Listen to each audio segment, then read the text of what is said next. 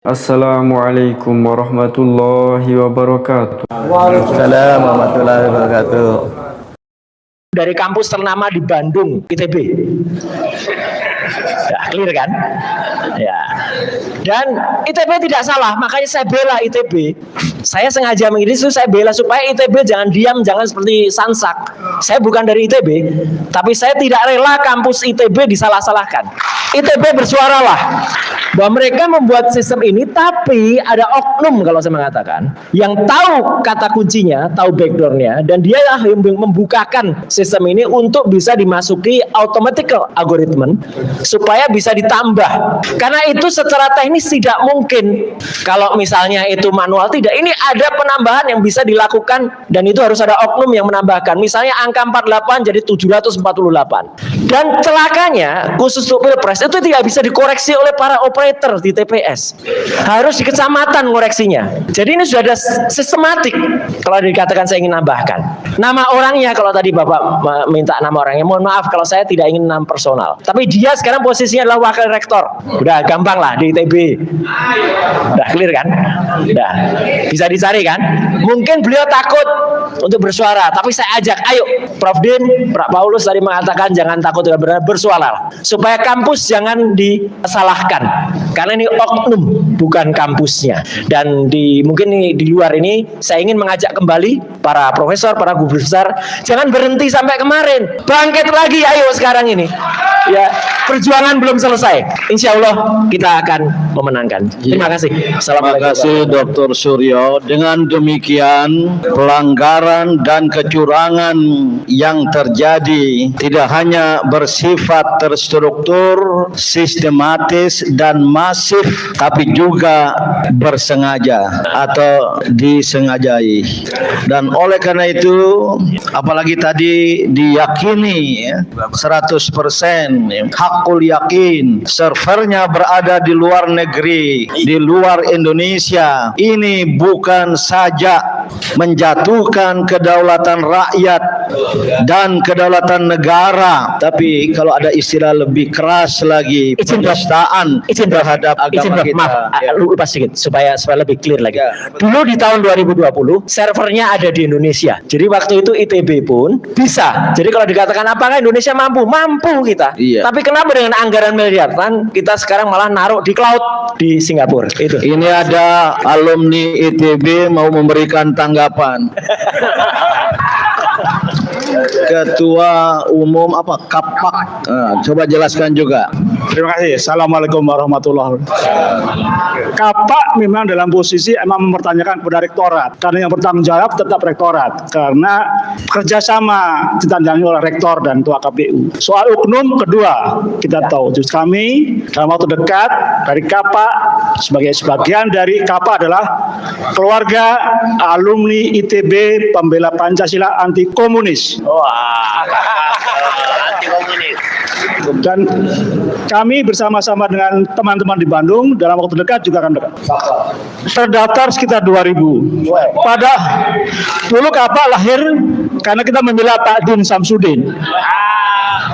Pada waktu mau digeser dari MWA, tapi Kapak tidak sekedar internal, kita bawa keluar karena yang kita lawan adalah komunis yang sekarang ada di dalam rezim sekarang ini. Dan itu kita carikan dari mulai sebelum pemilu. Dan kemudian Kapak menggabungkan 18 perguruan tinggi alumni perguruan tinggi Bandung. Kita namanya FOR asli, Forum Alumni Perguruan Tinggi Bandung berijazah asli. 18 perguruan tinggi, dan kami sudah melaporkan nepotismenya di Bariskrim dengan Bang Egy. Kita sudah melakukan di Bariskrim dan sekarang sedang kita tunggu gerakan Bariskrim untuk mulai penyelidikan karena waktu itu sudah turun kepada Tipikor. Jadi sudah kita lakukan jauh sebelum pemilu. FOR asli dideklarasikan 11 Desember karena melihat bahwa potensi kerusakan itu adalah dari nepotisme. Jadi kami sebagai alumni sedang melakukan upaya untuk menggugat rektorat, karena rektorat yang bertanggung jawab apapun yang dilakukan oleh ITB. Tapi kita akan bertanya kepada rektorat untuk membuka sebetulnya di balik itu apa. Terima kasih. Assalamualaikum warahmatullahi wabarakatuh. Terima kasih Mas Budi Rianto, alumni ITB. Satu pertanyaan lagi. Assalamualaikum. Mohon sebut nama media juga. Ya, Assalamualaikum warahmatullahi wabarakatuh. Saya Yadi Muhammad dari Popole TV. Sebetulnya pertanyaan ini sudah pernah saya lontarkan di forum lain, tapi saya ingin melontarkan kembali. Intinya begini, saya mau ngomong bahwa 100 tokoh menolak pemilu curang terstruktur itu mungkin hanya bisa diterima di beberapa kalangan aja. Satu contoh di daerah saya di Depok ataupun di Bekasi, itu mungkin saya nanya di gang-gang, itu mungkin tidak akan sampai soal informasi ini. Dari pertama sampai sekarang itu yang namanya revolusi, maksulkan Joko, tolak Joko, apapun itu tidak akan pernah sampai. Nah, yang saya mau tanyakan di sini, kita lupa di sini bahwa ada peran media yang kita lupa. Memang istilahnya Adi Masardi waktu itu bahwa yang sekarang menjadi media mainstream adalah para YouTuber ini. Karena yang media mainstream yang sebenarnya ini kita ini YouTuber. Nah, yang mainstream yang kemarin itu menjadi konvensional. Yang mau saya tanyakan di sini, apakah dari tokoh-tokoh di sini tidak ada yang tergerak hatinya untuk mensomasi kepada para media-media yang konvensional seperti RCTI, Indosiar dan lain-lain, atau Kompas ataupun yang lain-lain gitu kan. Karena kita memiliki hak di situ dan kita perlu tahu bahwa media atau pers itu kan salah satu pilar demokrasi. Begitu aja. Wabillahi taufik wal hidayah. Wassalamualaikum warahmatullahi wabarakatuh. Kalau soal somasi gugatan di forum-forum pengadilan itu memang ranah dari kawan-kawan yang bergerak khusus di bidang itu ya. Ini ada Teguh Nasrullah bisa memberi tanggapan. Ya, kasih mic Pak. Nah. Silakan. Terima kasih. Assalamualaikum warahmatullahi wabarakatuh. Secara bercanda saya mau mengatakan kita berkumpul di sini membahas pemilu 2024. Pertanyaannya begini, apa ada pemilu 2024 ini? Kalau ada di mana? Wujudnya bagaimana? Nah, saya ingin menyampaikan bahwa ini kesalahan kita semua. Kenapa ini terjadi? 2019 kami telah berjuang untuk menerangkan pemilu curang sedemikian dahsyat. Di situ kami sudah menjelaskan semakin besar kecurangan, semakin sulit kita buktikan. Dibuktikan misalnya curang 15 juta suara, bisa dibuktikan 10 juta, masih ada sisa 5 juta. 5 juta itu signifikan loh angkanya, menentukan persen. Karena yang digunakan oleh MK adalah kuantitatif, hitung yang berapa curang itu dibersihkan, selesai. 5 juta curang sudah cukup. Oleh karena itu saat itu kami sudah mengingatkan, ayo negarawan, ayo semua kita berjuang melawan. Kalau tidak, percaya saya 2029 lebih dahsyat lagi kejahatan ini. Soal somasi terhadap sekarang media. Terkait dengan somasi, sekarang kita mau somasi ke siapa? Mau langkah hukum apa yang kita mau ambil? Pidana. Siapa yang akan menjalankan itu? Pak Ugrosino jauh lebih tahu dari saya. Ya, siapa yang mau jalankan? Somasi saja itu sebuah surat dari kantor pengacara. Kamu diperingatkan jangan curang, bla bla bla. Efeknya jauh lebih kuat dari apa? Efeknya jauh lebih kuat teman-teman ini berjuang daripada somasi dari kantor pengacara. Ya, nah. Masalahnya tadi Pak Din sudah mengatakan di sini juga tidak sedikit mantan anak buahnya, anak buahnya Pak abang saya Bang Farul Roji dan Pak Ugreseno. Terus kita datang ke sini. Kalau di sini hanya setengah-setengah, selesai kita sudah membiarkan kehidupannya ke depan jauh lebih dahsyat. Maka jangan setengah-setengah, jangan sekedar somasi, tidak ada somasi. Berjuang jangan berhenti sampai digulingkan, selesai. Terima kasih. Wabillahi taufiq wal hidayah. Assalamualaikum warahmatullahi wabarakatuh. Saudara-saudara semua ya. Nanti akan ada yang saya minta bicara lagi. Tolong dipahami bahwa apa yang kita lakukan hari ini dan telah dilakukan oleh banyak pihak lain, baik kampus-kampus maupun lembaga-lembaga masyarakat, harap lihat itu sebagai puncak gunung es. Dan sekarang mulai mencair, maka jangan anggap remeh. Kalau ada di lapis bawah rakyat yang tidak tahu menahu, bahkan tidak paham apa itu perubahan, apa itu kecurangan TSM, sangat-sangat wajar. Karena selama ini rakyat kebanyakan telah dibodohi. Apa yang terjadi selama ini tadi sudah banyak disebut oleh banyak kawan, ini adalah sebuah pendekatan kepemimpinan yang zolim. Ada yang menggunakan istilah itu zolim, ada yang menggunakan istilah, bahkan Mas Rizal ya, Fadila di belakang saya mengusulkan agar pernyataan kita diberi judul resolusi Sultan karena mengambil tempat di Hotel Sultan.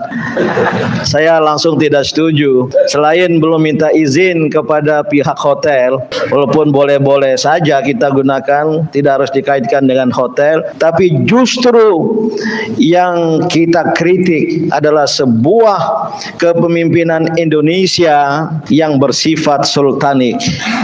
Sultan baik, bagus sebagai lembaga pemerintahan kekuasaan Islam masa lampau, tapi apa yang terjadi terakhir ini di bawah kepemimpinan Insinyur Joko Widodo ya sudah. Ya, yang tertulis kan yang tertulis insinyur. ini urusan Mas Budi. Adalah sudah ada tulisan Javanese tiran dari Jawa.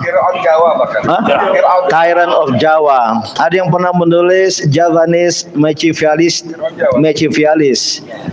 Itu Machiavelli yang menghalalkan segala cara. Dan saya sebelumnya sering menyebut inilah bentuk dari constitutional dictatorship, kediktatoran konstitusional berbalut undang-undang yang juga direkayasa. Bahkan perisai terakhir penegakan hukum Mahkamah Konstitusi pun tidak luput dari rekayasa dalam hal penentuan batas umur calon wakil presiden kemarin itu dan seterusnya.